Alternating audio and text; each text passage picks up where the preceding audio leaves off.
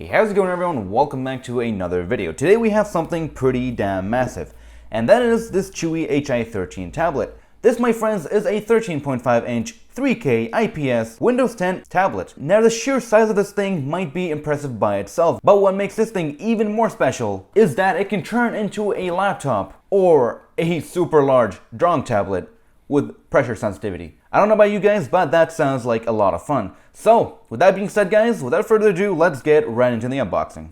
Now this thing was already opened at customs unfortunately, but that's fine. And I've already taken a sneak peek inside, that's how I knew. Yeah, let's take a look inside. So first of all, here we have a large piece of padding inside the top layer of the box, so that is good to protect this thing in shipping. And here you have the tablet. You can see the box is kind of mangled during shipping. Inside you'll find a box manual and another box, so let's put everything inside. So here you get a bunch of manuals, goodies, reminders, protection, warranty, and the user guide, which is in full color and English. All these languages that you see right here. So that's pretty cool. It even has a warranty card and all the specifications you need to ship it if it does have a problem, but hopefully not. Usually never had an issue with these things, but seems like the customs even opened up this thing right here. And wow, check it out. We have here a 12 volt 2 amp USB Type-C adapter, and this thing is massive. Check it out. And not only that, being a USB Type-C 12 volt adapter, you can actually use it on some other tablets such as the Cube Mix Plus tablet that we have reviewed before. So that is nice to see that we have a full-size proper USB Type-C adapter. And then we have a regular USB Type-C to USB cable, so that is to sync up things and install things from your computer, and a European plug, which I really can't use. But that is fine since this adapter supports 100 to 240 volts at 50 and 60 hertz. I have a bunch of these cables laying around, so they're really easy to get your hands on. Alright, and here we have the tablet. Check this thing out. Seems like a label that they didn't put, but that is fine. We were going to take it off anyways. Here's what it looks like. Nice and shiny. Alright, so here we have the front-facing camera, the home button, the 13.5-inch 3K IPS display, and I see that this screen protector wasn't installed perfectly in. Kind of unfortunate, but whatever. But anyways, let's move on to the bottom. Here we have the docking station connection port. So here's where the connection goes, and here's where the hinges connect. Moving on to the side, here we have a headphone jack, a micro HDMI cable, a reset or LED indicator, or microphone. Seems like a micro USB port, a USB Type-C port, a micro SD card slot, and 2 side firing speakers. Let's go ahead and move on to this other side, and where you'll find actually 2 more side firing speakers. So hopefully we get some really nice premium audio coming from this thing. And then moving on to the top, here we have the power button and volume up and down. And finally, at the back, we have some branding, QC sticker, and a rear facing camera. Alright, so that is it for the hardware. Let's take a look inside of here. It's already getting filled up with smudges. And nothing. I bet the guys at Customs, they probably turned this thing on and they let the battery drain. Thanks a lot, guys. So let's go ahead and charge it up, and we'll be back in just a bit.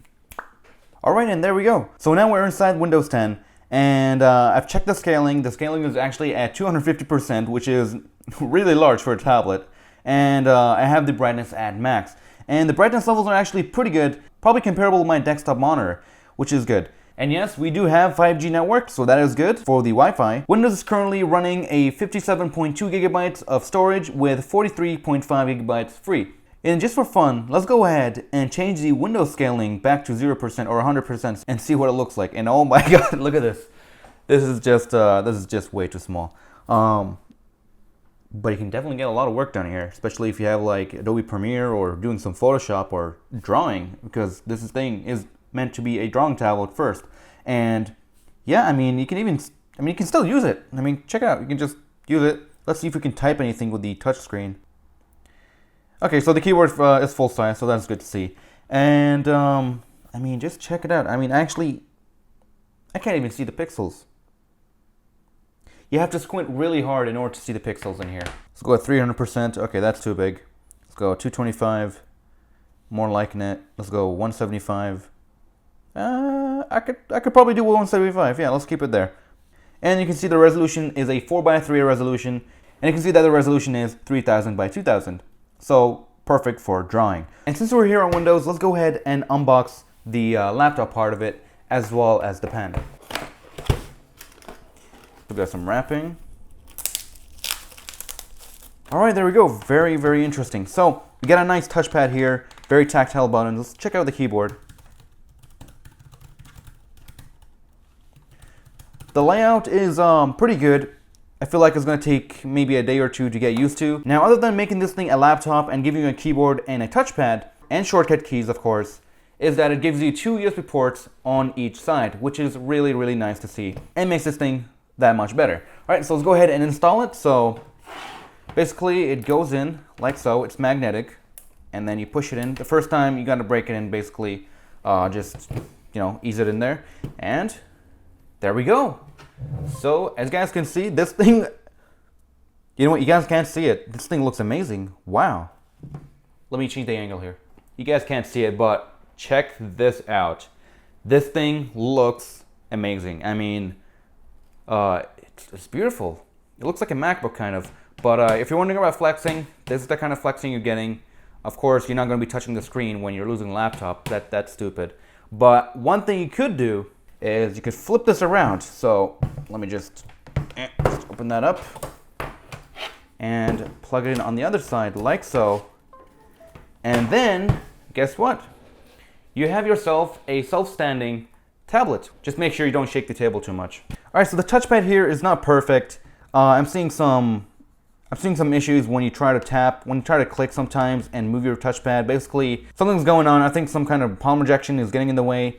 But I mean, if you're just tapping, you just gotta tap a bit harder than usual with the other laptops. But you do have the physical virtual buttons here that you can click. You can tap.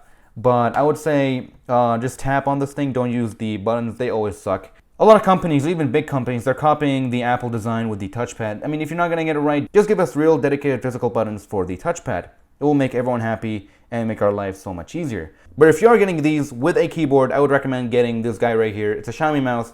It can connect with Bluetooth or a USB dongle that it comes with. And it makes everything so much better. It's small, it's compact, and you can definitely get some real work done with this kind of setup. All right, so the keyboard here is really nice and tactile. Here, take a listen.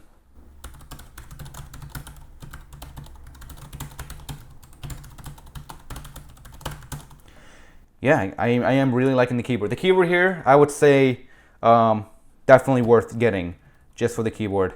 And we have the FN keys, so we can change the brightness and the volume and the media keys, and you can disable the touchpad completely if you have a mouse like this, which I totally recommend getting if you're getting any laptop nowadays or tablet from any manufacturer, you name it. If they have this touchpad, please stay away from it.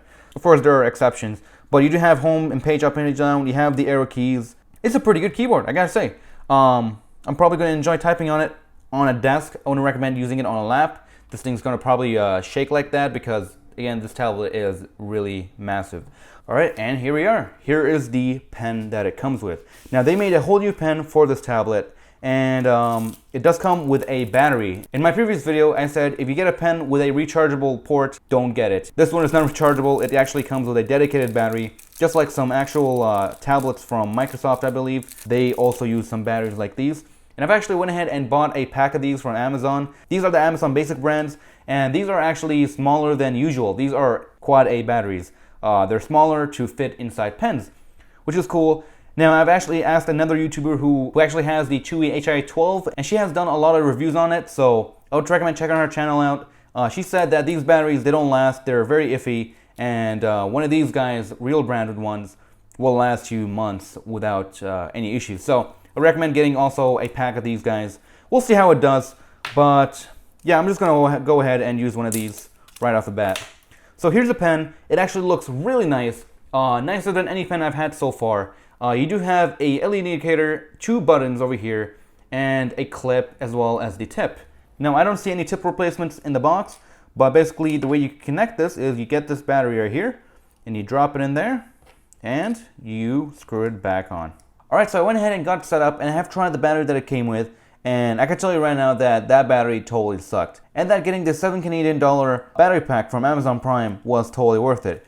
Big shout out to Aki Boutiques for letting me know about this issue and saving the day here. I'll leave her channel link in the description. You can go check her out if you'd like. Just really nice and great content. Alright, so after trying it out for the first time, I noticed one thing, and that is when you draw, it would disconnect as soon as you put your palm. When you go ahead and pick up the pen and put it back on, it will take maybe a second for the palm rejection to kick in, but once you're on there and the pen is still registered, you will not have any issues. So for example, if I go here, you can see all the lines are perfect and everything just works. Let's go ahead and quickly try a straight line. Let's do one right here. Let's do a slow one. Maybe that's not a good test. I'll test it out with a ruler later on. And again, yes, it does have palm rejection, which is really, really important. Now, it can draw on the edge, but it kind of misses sometimes. I would recommend just going with a regular angle like this, and you will not have any issues. I think this will take more time to get used to than the regular Stylus pen from Wacom that do not require a battery, which are the electromagnetic ones. Those ones are just passive, they just work, and they usually don't take much time to get used to. But again, this pen looks really nice, the build quality is great, it's full aluminum, and I did install Photoshop, so here's a quick test. Now, one thing I noticed is since the resolution is kind of big, now there's something wrong with Photoshop or something, I'm not too sure, but sometimes the lines would lag when drawing, and sometimes they would be perfectly fine. Not too sure what's causing that. I'll find out later when I do the review. I will have separate videos for drawing, gaming, regular work, the hardware itself, and I'll do a bunch of battery tests and hopefully come out with a review very, very soon. Or just split up the review into sections so you guys can choose and watch what you want. And there we go, now it's running very smoothly for some reason. I think it takes a couple seconds after launching Photoshop for it to get smooth, but as you guys can see now, it works perfectly fine and there is very minimal lag. Now remember again, this is a 3K display. Would have been nice if they had the Kaby Lake processor in there, but it's fine. We'll see how it does. Couple more things here. I have an updated thought on the keyboard. This keyboard, guys, is amazing. It sounds really good, and the tactile and the feel and the sound that it creates is very, very satisfying, and I could definitely enjoy, and I can definitely see myself typing a long script on it. And again, here's what it sounds like. It's got this nice hollow mechanical feel going on. I don't know how to describe it, but you can just listen here. And these two USB ports on the sides, and if you are wondering, yes, it can power a 2.5-inch external hard drive. This one is the double thickness one, which actually draws more power than the regular small ones. It's a 4 terabyte hard drive, so it even powers this, while other tablets I've seen, they just struggle. The hard drive spins and it just does not recognize the USB properly. So props to them for making a proper hub to read your hard drive. And with all that being said, that is pretty much it for this video, guys. Thank you all for watching. Hope you guys have enjoyed this video and found it helpful. Stay tuned for the review, stay tuned for the gaming videos, and let me know what you guys want me to test on this thing. And yeah, guys, if you have enjoyed this video and found it helpful, give it a thumbs up and subscribe for more content like this, and I'll see you guys in the next video. Take care, everyone.